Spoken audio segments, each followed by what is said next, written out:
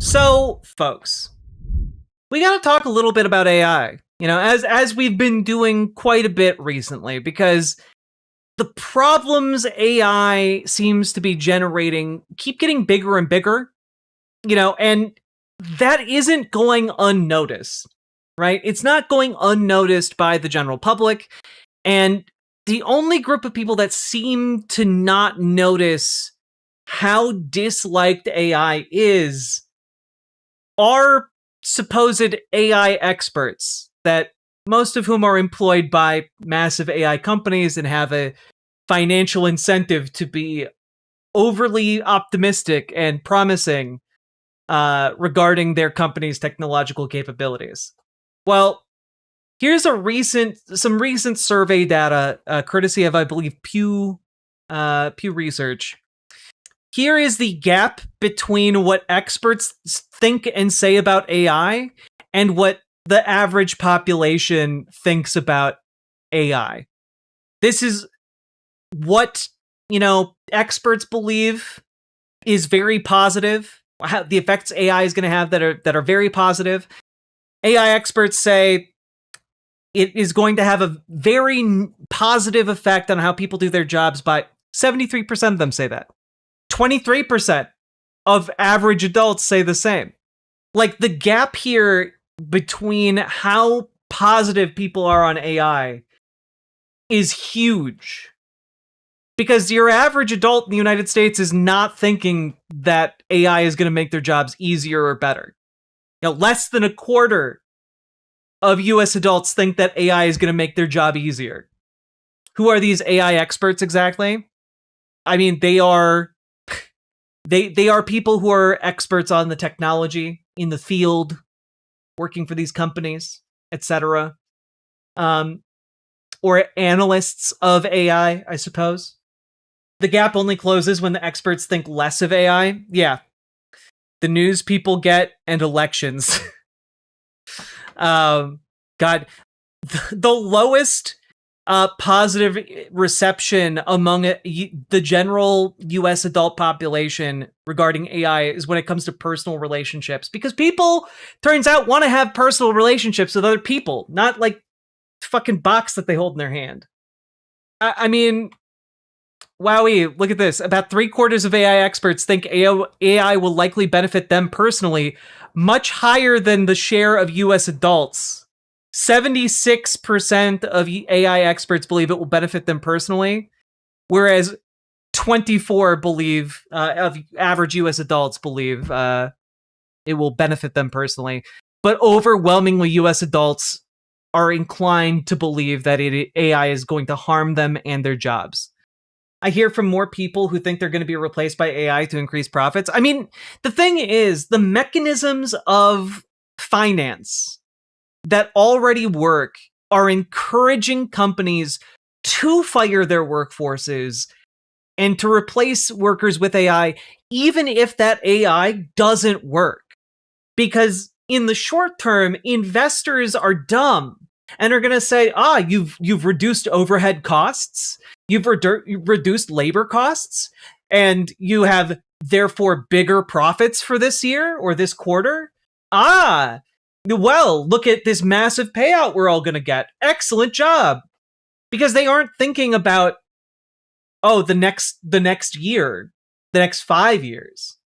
They're thinking about the short-term profits. Line go up. But the issue is, AI can't replace those jobs. AI can't replace the vast majority of them. The technology just can't do it.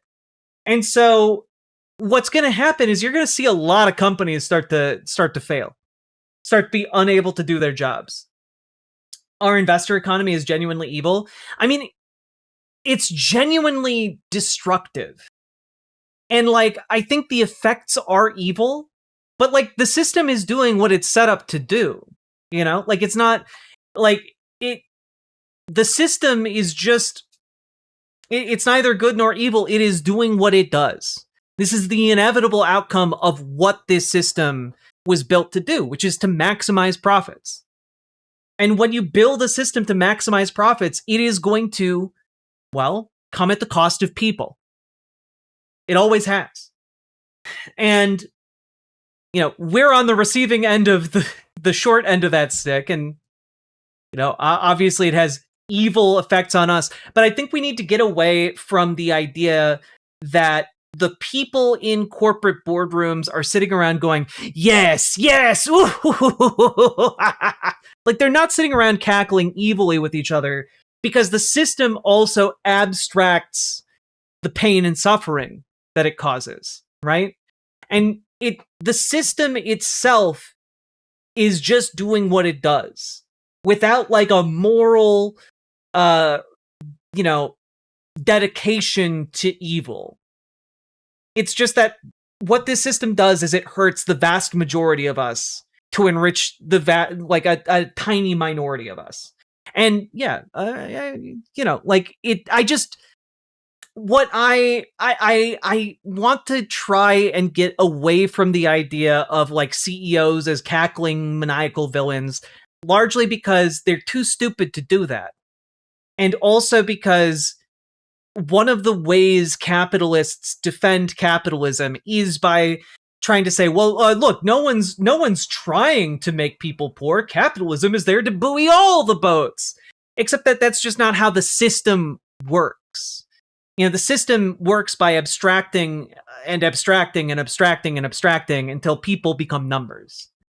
And like that can be done without individual people being evil within the system. Does that make sense? Like, and that's not to say like there aren't people in the system who are evil or do like doing evil, etc. Obviously, there are going to be people who are. But the issue is we're talking about a specific relationship to capital that is deleterious to all of us. The system doing what it does is evil. That's what it does. That's what it is. The individual actors and their intentions are irrelevant. I like to move a little bit away from that language, largely because I think it is easy for people who don't agree with us to get tripped up by it. Because I think you have to understand there are a lot of people in the United States who've been propagandized to for a very long time. And they associate capitalism with America and America with good and capitalism with good and stuff like that. So I think when we start saying like capitalism is evil, which I agree with on an abstracted point, I like to move away from that language because I don't find it very effective when talking with people who don't understand that the system is inherently like built to destroy us. And I think that the language of talking about it as evil predisposes some people to thinking of it as, oh, if we just get Elon Musk out, if we just get rid of Elon Musk, then the system will work. If we just get rid of Donald Trump, then capitalism will work just great. But like, it's not that there is one evil guy or even a group of evil people. It is that the system does this inherently. So I guess like that's just kind of my 2 cents. I guess like I'm trying to find rhetoric that is more effective for folks who haven't been as like morally fortunate as I have been to like be de-radicalized when it comes to like capitalism. Now, I also want to talk about this because if you are taking a look at how AI is affecting our system beyond just the economics of it, well, we're hitting a point where it just can't work anymore. No more PJM data centers unless they can be reliably served according to a market monitor. The PJM Interconnections Market Monitor urged the Federal Energy Regulatory Commission to rule that large data centers can only come online if the grid operator can still reliably meet reliability metrics. I.e., what you have to understand here is that AI companies are trying to build data centers in places where there is not power grid capacity to support them. They're trying to build these data centers that are so energy hungry in places where that energy is going to have to come from somewhere. And so in these areas, typically poor areas, typically areas that are taken advantage of by powerful corporations, the most well-funded venture capitalist companies on the planet right now, AI companies, are coming in to try and strong arm the actual electricity away from these rural communities. And it's like we're getting to the point where the choice is either your town can have power or the local AI data center can have power, but we don't have the capacity to do both.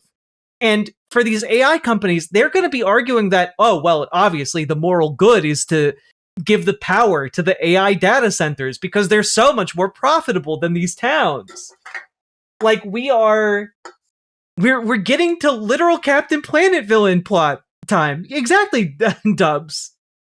Like, and this is happening in a shocking number of places in this country. This is going to end poorly. Exactly, Witch Night Melody. There is no way this doesn't end poorly. At all. Now, God damn it. I also just wanted to talk about this regarding AI. Right, you have the proliferation of AI data centers, but you also have this huge push to try and normalize AI tech in our art and culture. And one of the major areas in which this is being pushed right now is in video games. And one of the things that you can see slowly spreading across Steam, for example, is a number of warnings that certain games include components made with AI. Often, a lot of these are indie games or small game startups, but increasingly there are a number of big budget games that are utilizing AI. And one of the stories that is recent, as of today, is that Epic's CEO is trying to say that, well, there's no point in making AI disclosures anymore because everyone's using AI in all of their games.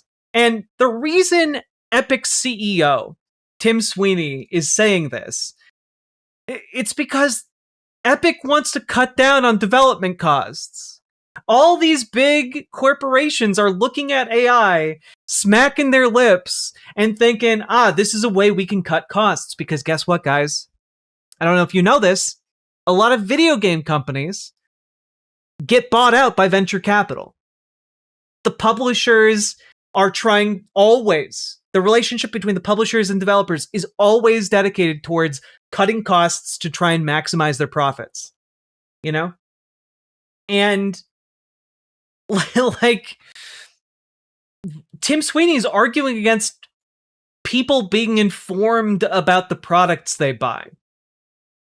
Yes, people deserve to be ignorant because everybody's doing the exploitation is not a compelling argument. And this is one of the reasons why we need AI protections. Not protections for AI companies, but protections for us from AI companies. Companies that are trying to, crowbar AI into everything. It costs nothing to put Made with AI on your fucking game. Except Jobertus Maximus, it does cost something to put Made with AI on your game.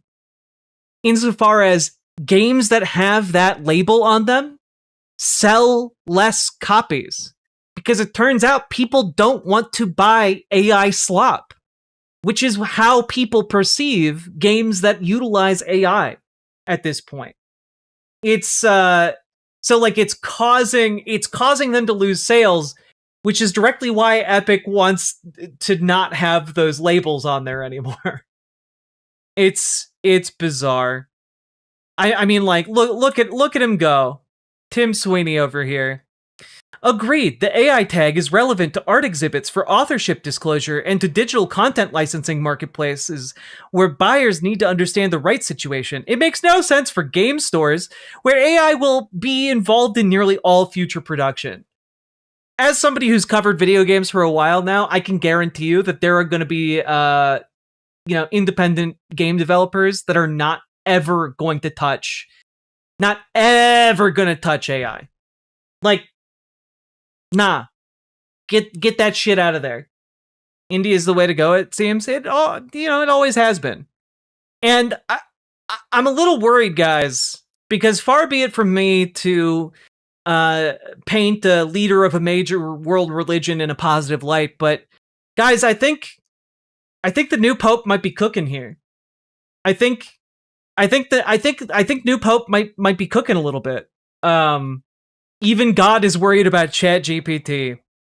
Pope Leo XIV spoke out against incorrect AI usage in a video talk during the National Catholic Youth Conference, directly telling students, "Don't ask it to do your homework for you. It cannot offer real wisdom. It misses a very important human element. AI will not judge between what is truly right and wrong, and it won't stand in authentic wonder before the beauty of God's creation."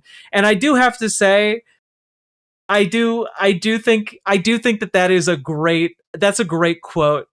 Like, the shade of you won't stand in authentic wonder before the beauty of God's creation is such like a passive aggressive Christian insult that it speaks to my upbringing in the church. It speaks to my upbringing, and I just love the shade.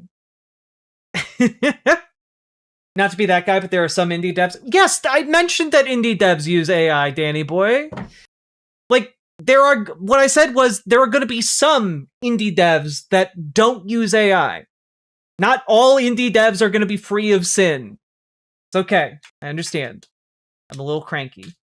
AI cannot love a sunset, a mountain range, or Cynthia Erivo's battle cry during Defying Gravity in Wicked. Pope Leo's advice extended past book reports. Be prudent, be wise, be careful that your use of AI does not limit your true human growth.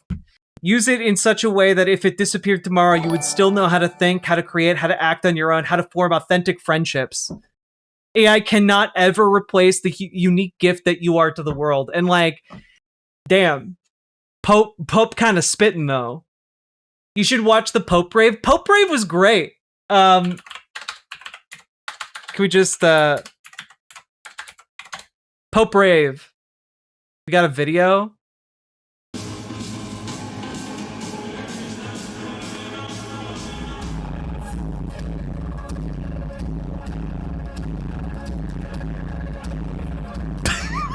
This is a tangible sign of the fraternity and peace that is instilled in our hearts by friendship with Christ. And may the blessing of Almighty God, the Father, and the Son, and the Holy Spirit come upon you and remain with you always. Amen.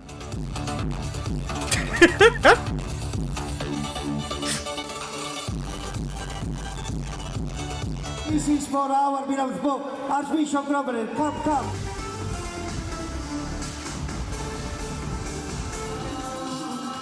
Yeah, could an AI do this? Throws a sick rave.